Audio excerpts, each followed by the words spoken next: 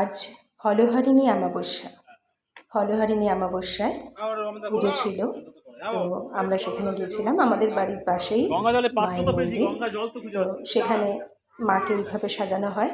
এখানে যজ্ঞ কাঠটাকে দিয়ে মাকে কি সুন্দরভাবে শাড়ি পরিয়ে, আর এটা কিন্তু যজ্ঞ করা হয় মাকে। তো এই জায়গাটা মায়ের পুজো হচ্ছে।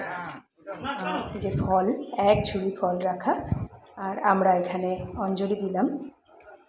খুব ভালো লাগে জানো তো, মানে এরকম অমাবস্যার পুজো হোক বা মায়ের পুজো হোক, মায়ের যে কোনো পুজোতে, কৌশিকী অমাবস্যা, ফলহারিণী অমাবস্যা, এইরকম পুজোতে এই মন্দিরটাতে, আমার বাড়ির কাছেই মায়ের মন্দির, এই মন্দিরে বড় করে পুজো হয়।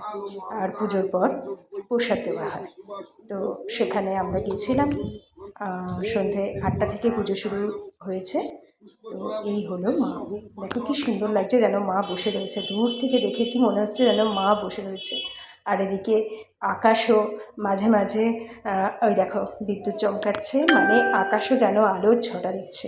কি অপূর্ব দেখতে লাগছে মানে দৃশ্যটা। দেখো মাকে এমনভাবে সাজিয়েছে যেন মা বসে বসে পুজো নিচ্ছে। আর মন্ত্রপাঠ হচ্ছে। 4জন, এখানে এখন 3জন, আর কিছুক্ষণ পর দেখবে 4জন পুরোহিত একসঙ্গে বসে মাকে ফুল অভিষেক করছে।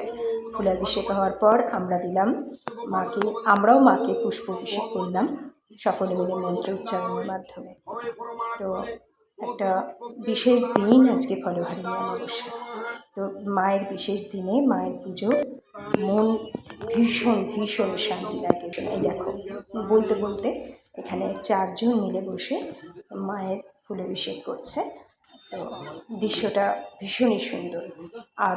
আরও আছেন অনেকেই যারা এখানটা গুছিয়ে দিচ্ছ, মানে যারা যারা পুজো দিয়ে যাচ্ছে তাদের পুজোগুলো গুছিয়ে যাচ্ছে। দেখো মায়ের মালাটা কত সুন্দর, কি সুন্দর মায়ের মালা। তো এরপরে মাকে ওই মালা পরানো হবে। তো এখন পুজো চলছে। পুজোর পর মায়ের যজ্ঞ হবে। যজ্ঞ অনুষ্ঠানটা অনেক রাত পর্যন্ত, মানে ধরো রাত 2টো পর্যন্ত, 2টো, 2:30, 3টে পর্যন্ত মায়ের পুজো হবে। তো যজ্ঞ হবে।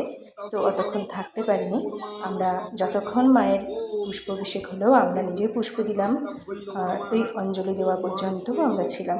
তারপরে এই এখনই এত রাত হয়ে গেছে, এরপরেই রাত 2টো, 2:30 পর্যন্ত আজকে মায়ের পুজো হবে। এইভাবেই যজ্ঞ অনুষ্ঠান হবে।